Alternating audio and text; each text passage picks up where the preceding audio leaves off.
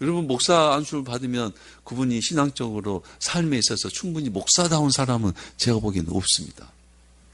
교인들이 생각할 때 야 목사다운 목사님이다 이런 사람은 제가 보기에는 없어요. 그런 거 기대하지 말아야 될 것 같아요. 아니 목사 안수 받을 때뿐만 아니라 목회를 30년, 40년, 50년 해도 마찬가지예요. 하나님 앞에 죄인된 인간으로 서는 거예요. 부족한 인간인 거예요. 말씀해놓고 나는 그 말씀대로 지키지 못하는 게 내 실상이다 이 말입니다. 그 지키지 못하니까 하나님이 두렵고 미안하고 죄송하고 부끄럽고 그 나도 죄인의 모습으로 함께 있는 겁니다. 그런데 어떤 이유이든지 교인들의 기대치에 부응하든지 어떤 이유든지 나의 그 실수와 잘못을 믿음 없음을 허물을 감춘다면 그게 문제인 겁니다. 감춘다면 그게 문제입니다. 재물에 대해서 자유하지 않으면서 자유한 것처럼 믿음의 허세를 부리는 게 문제인 겁니다. 영적 거짓말이에요. 외식하는 바리새인과 같습니다. 외식하는 바리새인들 속에는 썩은 시체예요. 탐욕이 드글드글해요. 겉으로는 구제하고 금식 기도하고 11조하고 하나님 앞에 충성된 인간 겸손하고 속은 교만하고 시커멓고 더럽습니다. 거짓되고 겉으로는 정직한 것으로 위장하고 포장했습니다. 그 거짓말이 더 문제다 이 말입니다. 내가 잘못하고 부족한 것이 드러나서 그래서 부끄러움을 당하고 창피를 당하는 그게 문제가 아니라 그것을 속여서 내가 거룩한 것처럼 경건한 것처럼 존경을 받고 칭찬받는 것이 그게 더 거짓말이다 이 말입니다. 아나니아는 바로 그런 사람, 그런 모습이에요.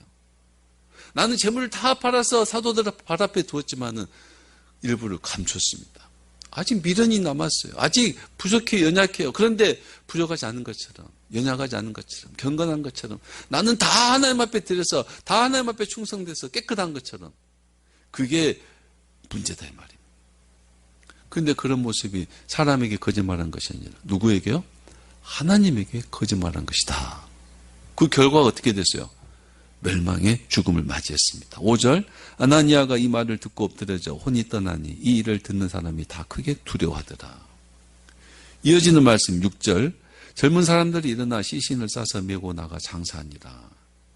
아나니아의 시신을 장례하는 것, 장사하는 것 너무 간략하게 언급이 되어 있습니다. 장사했다 이 말은 시신을 싸서 관에 넣고 매장을 해야 돼요. 근데 관에라는 것이 생략되고 급하게 꼭 급한 어떤 이유에 의해서 급하게 아나니아가 죽었어요? 죽었어요. 거짓말해서 죽었어요. 근데 그 시신을 싸서 청년들이 메고 나가서 매장했습니다. 아주 서둘러 매장했습니다. 3일장도 하지도 않고 서둘러서 바로 그냥 매장해버렸습니다. 그 이유는 아나니아의 죽음이 하나님의 심판에 의한 부끄러운 죽음으로 여겼기 때문입니다. 하나님의 심판으로 부끄러운 죽음이기 때문에 그 죽음을 애곡하지 못하고 장례제차도 없이 그냥 급하게 매장을 해버렸습니다. 아내조차도 남편의 죽음과 매장한 사실을 모를 정도로 아주 간략하게 신속히 매장하였습니다. 또 이 매장한 사람들을 젊은 사람들이라 하였는데 젊은 사람들 6절에 젊은 사람들이 일어나 시신을 싸고 메고 나가 장사하니라. 10절에도 그의 아내도 매장할 때 젊은 사람들이 들어와 똑같이 젊은 사람들.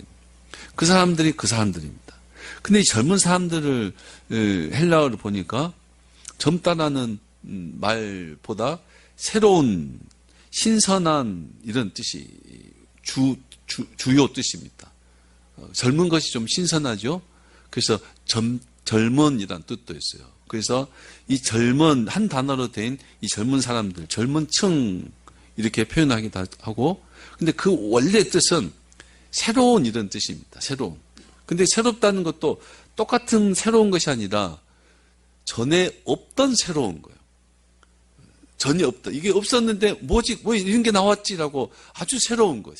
새로운 종자 뭐 이런 것처럼. 그래서 너무나 새롭기 때문에 현재 있는 것과는 좀 반대적인 의미도 포함돼요. 그래서 정반대의 이런 뜻도 포함돼요.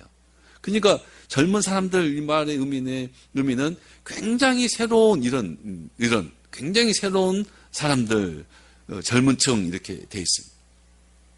그래서 그 말씀을 추적을 해보면 새롭다, 젊다 이 말은 아나니아와 전혀 새로운, 아나니아의 신앙과 새로운 정반대의 그런 사람들, 젊은 사람들, 그들이 그 아나니아의 시신을 매장했다. 싸서 나가서 매장했다. 7절에 3시간쯤 지나 그의 아내가 그 일어난 일을 알지 못하고 들어오니, 그 아내 3시간이 지나서 그 아내가 들어왔습니다. 8절 베드로가 이르되 그 땅 판값이 이것뿐이냐 내게 말하라.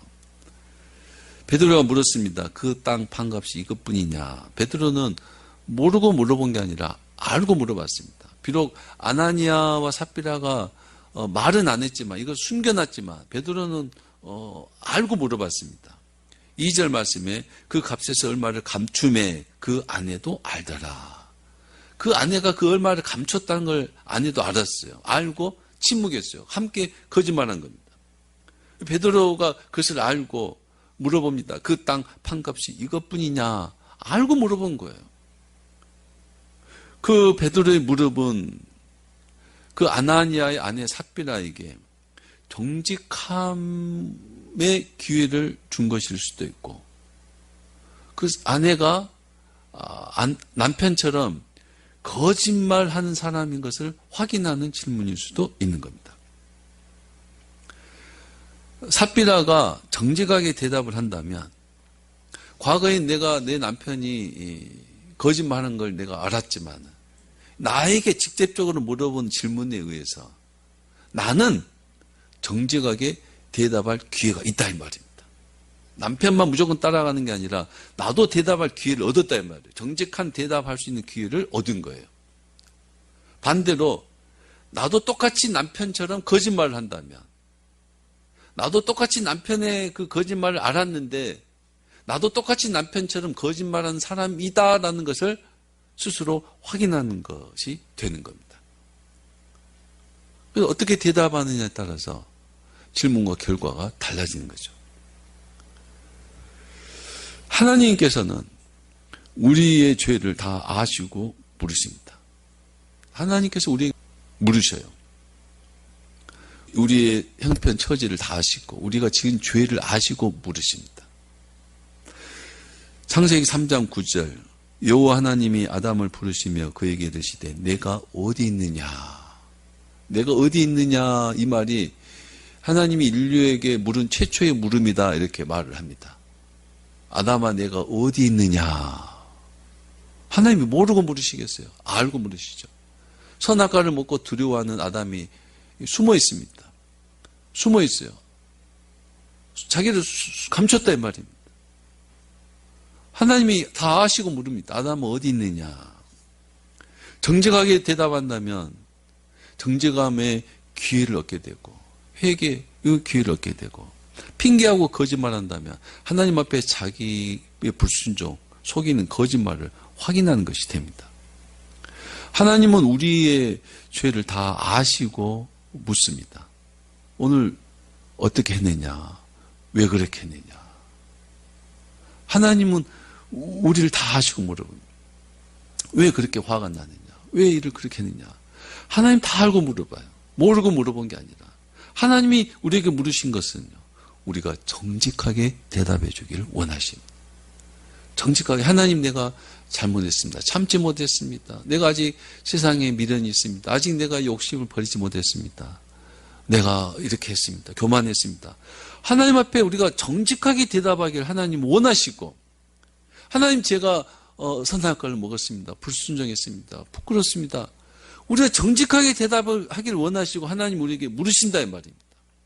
오늘 뭐 있느냐, 어디 있느냐, 이것밖에 없느냐, 하나님 물으신다는 겁니다. 하나님이 원하는 거 그거예요. 그겁니다. 헌금을 많이 하거나 적게 하거나 이런 문제가 아니에요. 아나니아야, 삽비라야, 헌금이 이게 전부냐? 이 말은 이게 양해, 이게 전체냐, 부족한 거냐? 이 액수를 물어본 게 아니라 우리 정직함을 묻고 있다 이 말입니다. 정직함을. 절반이면 절반이라고 말하면 되고 10분의 1이면 10분의 1이라고 말하면 된다니까요. 근데 그걸 감춰놓고 전부입니다라고 믿음이 좋은 것처럼 전부 하나님 앞에 바친 것처럼 나는 정말 순종하는 사람인 것처럼 속이는 것, 그것이 문제다 이 말입니다. 여러분, 하나님은 우리를 구원하셨어요. 세상에서 구원하셨어요. 이 세상에서 미련이 있고 세상에 아직 한 발을 떼지 못하고 또 우리가 재물 중심의 삶에서 하나님 말씀 중심으로 삶을 옮기는데 여전히 재물에 대한 미련이 있고 세상의 좋은 것들을 아직까지 마음에 품고 있고 그걸 사랑하고 있고 또 내 삶의 목표가 그 세상 것을 위해서 사는 것이 전에와 다를 바가 없어요. 새 사람으로 하나님 우리를 만드셨는데 자꾸 옛사람의 기질을 놓지 못하고 살고 있어요. 그런 사실을 하나님이 아셔요, 모르셔요? 아신다 이 말입니다. 아십니다. 하나님 다 아시고 우리에게 묻습니다. 우리에게 묻습니다. 그때 어떻게 해요? 정직하게 대답해야 된다 이 말이에요. 하나님, 내가 세상에 대해서 미련이, 내가 저걸 사랑하면 안 되는데 내 마음이 아직까지 저걸 바라보고 있습니다. 아직도 저것이 내 마음속에 있습니다. 하나님 앞에, 하나님은 우리가 정직하기를 원하는 것이지. 왜 아직도 세상에서 미련을 못 버리고 왜 아직도 그리지 못하고 우리를 탓하기 위해서 정죄하고 비난하고 우리를 심판하기 위해서 물어보는 것이 아니다 이 말입니다. 우리의 잘못과 허물이 있는데 그것을 탓하기 위해서 물어본 것이 아니라 우리가 그 잘못과 허물에 대해서 하나님 앞에 정직하게 나아가고 하나님은 그 정직함으로 우리를 치료하고 회개시켜주고 우리를 건강하게 만들어주기 위해서 하나님이 물으신다 이 말입니다. 어떻게 해요? 정직해야 된다 이 말입니다. 정직해야 됩니다.